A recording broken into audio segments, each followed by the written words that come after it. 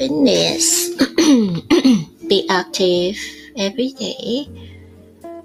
Allow me to acknowledge how spectacularly useless this sounds.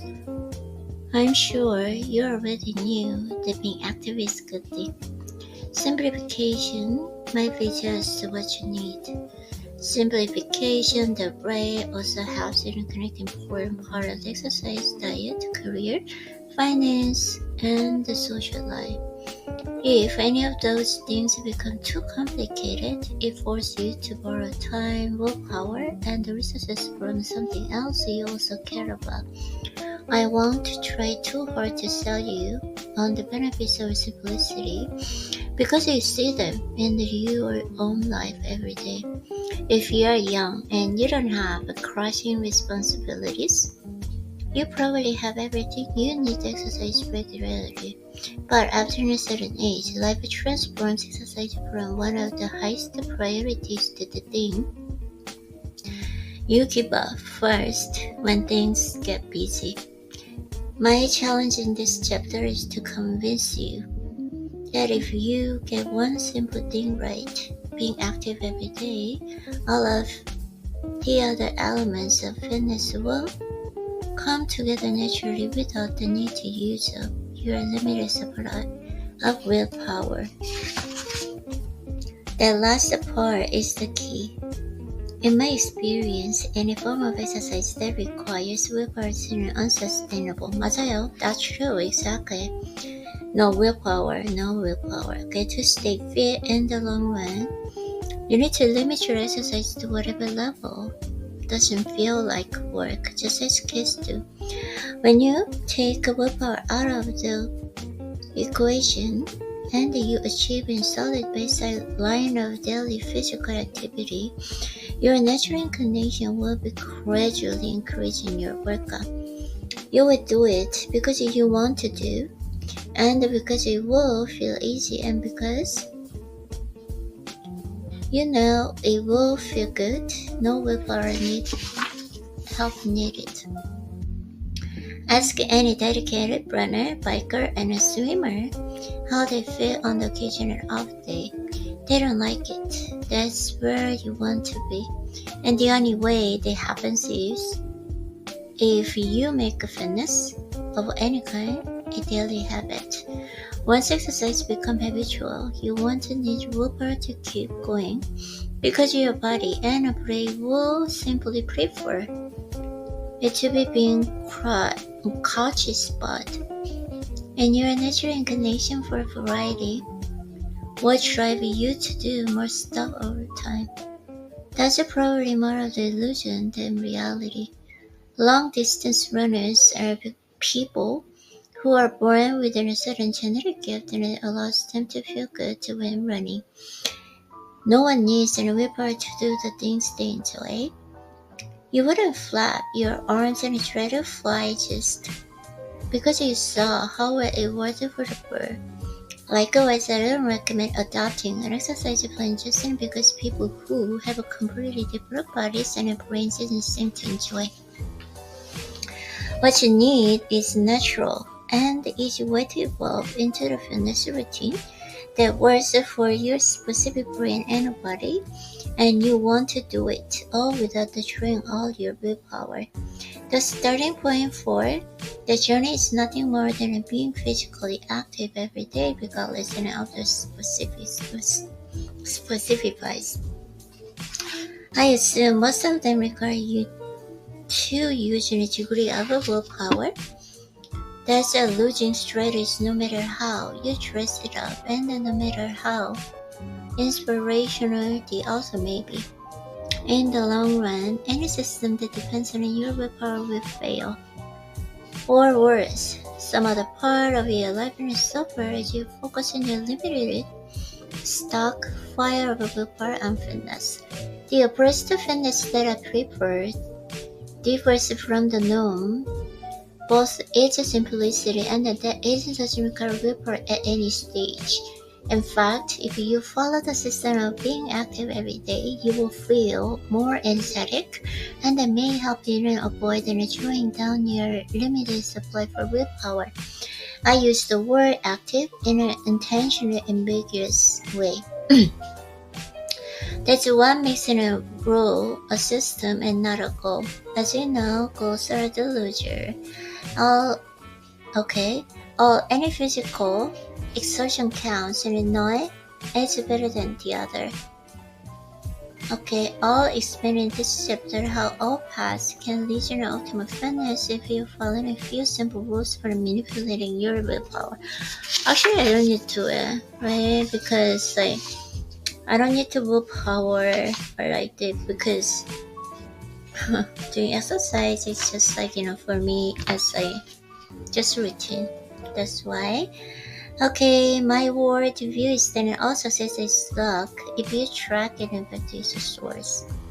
My world view is that every element of your personality, from your perseverance to your risk tolerance to your ambition to your intelligence, is a product of pure chance.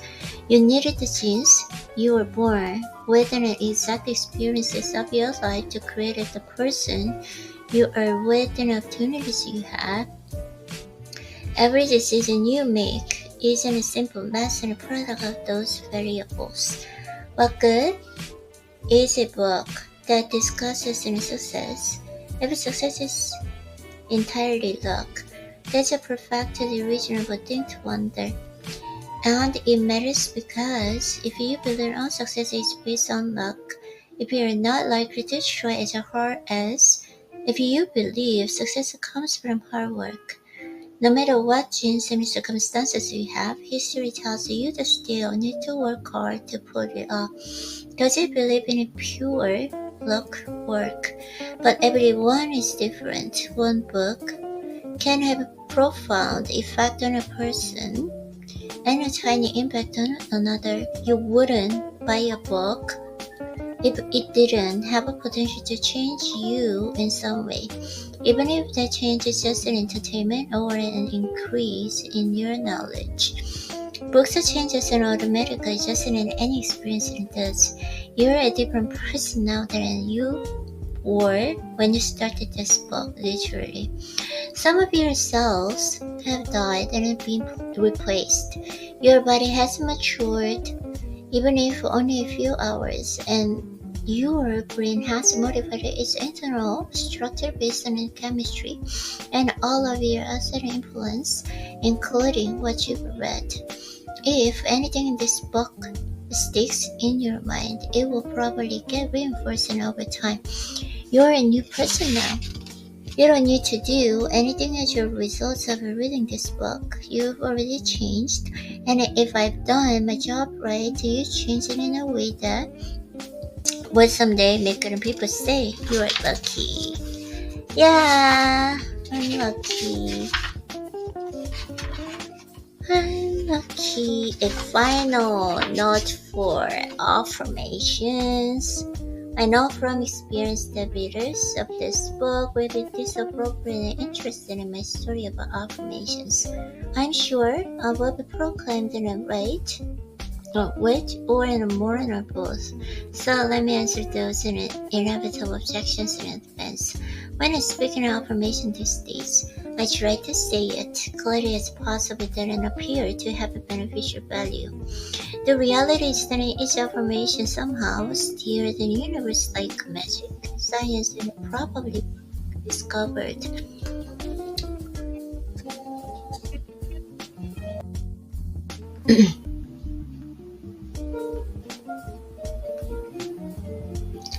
Okay. I don't foresee the day when affirmation gets scientific backing. At least in not even sense of testing for the existence of magic or psychic powers. I think we can all agree the affirmations are a phenomenon of the mind. And what's wrong with that? Okay. Oh, okay. Phenomenon of the mind and belonging to the domain is psychological and the perception. Viewed in that light, one can imagine that doing affirmations might have a predictable effect on the brain, perhaps in terms of focus and motivation or any number of chemical reactions. Those reactions would, some assumes, be either beneficial and harmful to the pursuit of success. So, in one sense, affirmations are no more special than any form of positive thinking, prayers, and visualization, chanting, or the like. That said, I can tell you that in my case, the affirmations appear to have more power than the one might expect from the positive thinking. The illusion is that the world itself is changing to satisfy the affirmations. Allow me to offer some explanation of the why affirmations appear to be influencing more than just a person doing them. The most obvious explanation for the apparent power of affirmation is a selective memory. There is plenty of science that support the idea that humans tend to remember the things that we want to remember and not forget the things we'd rather forget. With affirmations, one might expect to remember the coincidental good luck and forget the bad luck. The result of that selective remembering gives us an incorrect impression that affirmations work more often than you may reasonably expect from the chance alone. Another perfectly good explanation for apparent power of affirmations is that people who report success with each liars with no more credibility than the people who report being adopted by aliens. In my case, I know I didn't lie about my experience, but you have no way to be sure I'm telling the truth. False memory is another possible explanation for why affirmations appear to work. Humans form false memories quite easily, so that has to be the one potential explanation of why affirmations appear to work. Another possible reason that affirmations appear to work is that optimists tend to notice opportunities that pessimistic miss. A person who diligently writes affirmations day after day is the very definition of an optimist, even if only by actions. Any form of positive thinking, prayer, and the like would presumably put a person in a more optimistic mindset. And because optimists have been shown in studies to notice more opportunities than pessimists, the result can look like luck. Studies show that you need not be a natural born optimist to get the benefit of a better perception. You can train yourself to act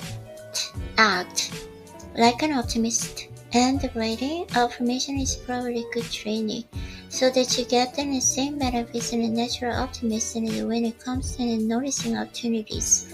Whether you are born optimistic or you become one through affirmations and prayer and positive thinking, you end up with several advantages that make it easier for luck to find you.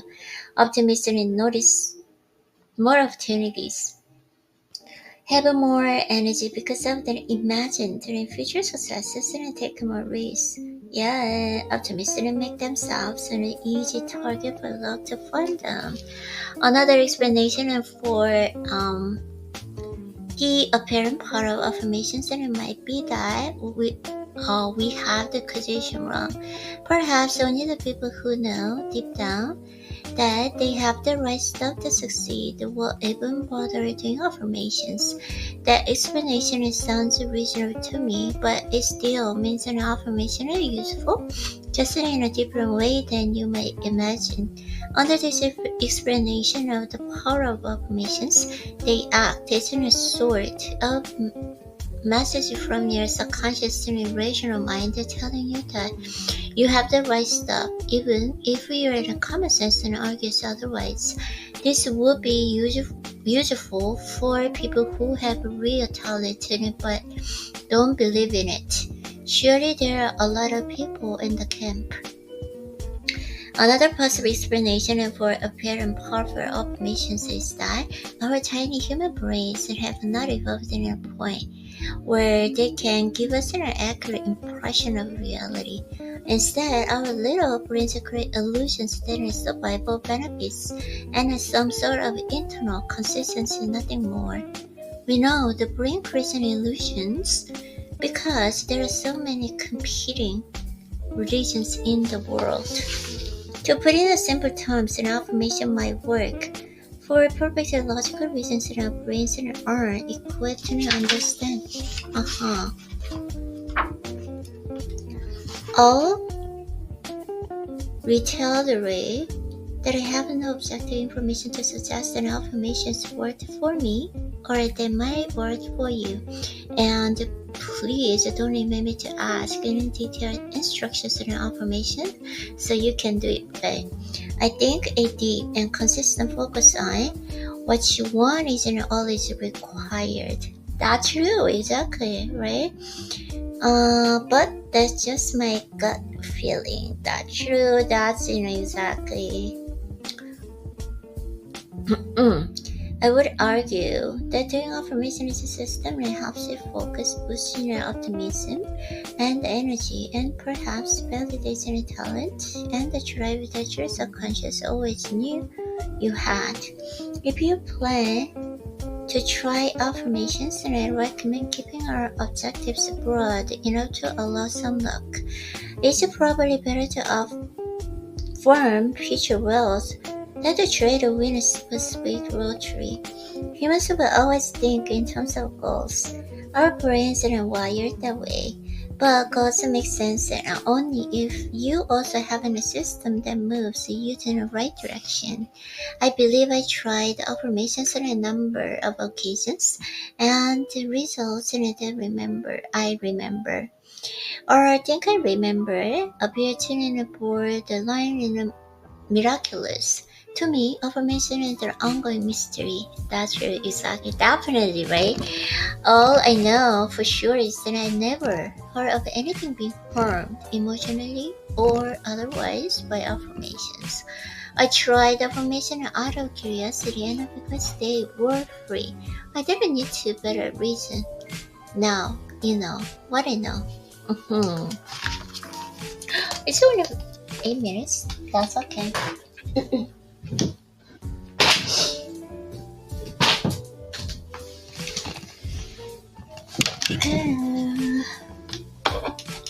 Oh, it's not 8 minutes because it just divided 2.